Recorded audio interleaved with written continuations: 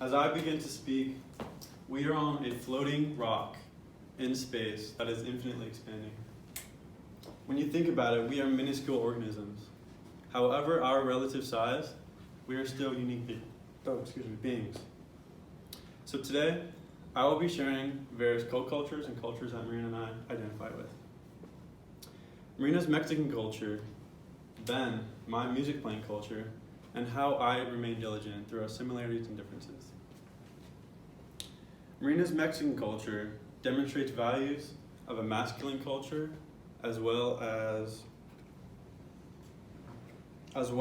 being indulgent by emphasizing pleasure and leisure. Marina's Mexican culture and masculine ideals tie into her family holidays. Every year around Christmas, her family has a friendly contest to see who can eat the most tamales.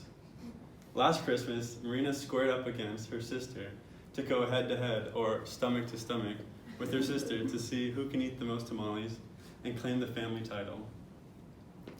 After a fierce battle of harsh chewing, rapid swallowing, and motivational cheers from their fan base, Marina's sister prevailed by eating a staggering 11 tamales. And Marina coming up late. Marina's still envious to this day. On the other hand, my culture does not involve tasting Mexican food. Moreover, I will be talking about my guitar playing culture and how it has shaped who I am.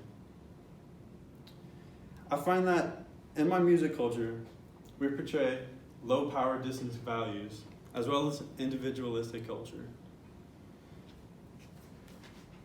Recently, I've joined my friend's band Zombie Loaf.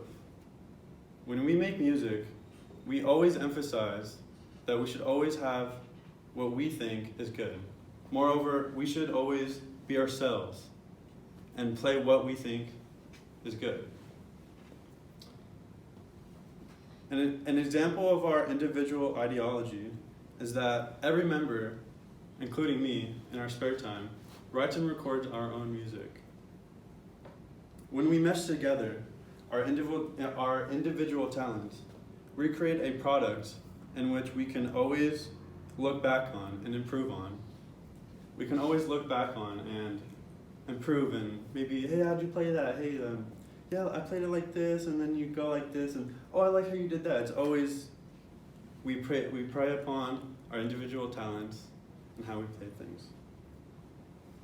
After we finish recording, we confront each other to see how we felt about the music, maybe what we liked and disliked.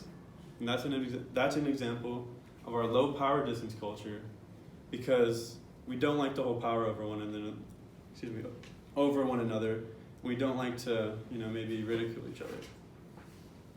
Now that I have discussed Marina and I's cultures, I will be pointing out how I remain diligent through our similarities and differences. During this assignment, it's important to remain diligent during times of ambiguity. Initially, when Marina and I first met, we talked about many things, and I noticed some considerable amount of differences. I first noticed that Marina is more religious than I. At first, I found it foreign because I'm not very religious myself. However, her outlook on life from a religious point of view was very refreshing and subsequently influenced me to consider getting more in touch with my religious side. As we continued to talk, I also noticed some key similarities. I found that we both like physical activities, and I found that we are both determined individuals. Hearing this was a nice reminder to keep pushing through life's hardships and to also consider that everyone is going through adversity, some more than others.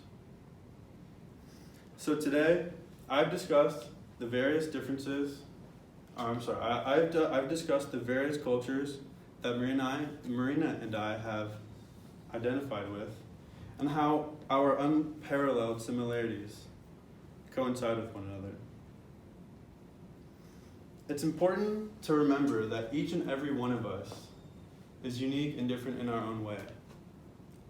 Did you know the chances of you being born is an accomplishment in and of itself? The chances of each and every one of us being born is 1 in 400 trillion. Yes, that is a 4 followed by 14 zeros. When you think about it, it's kind of amazing that we're all sitting in this classroom, talking to one another, and being with each other.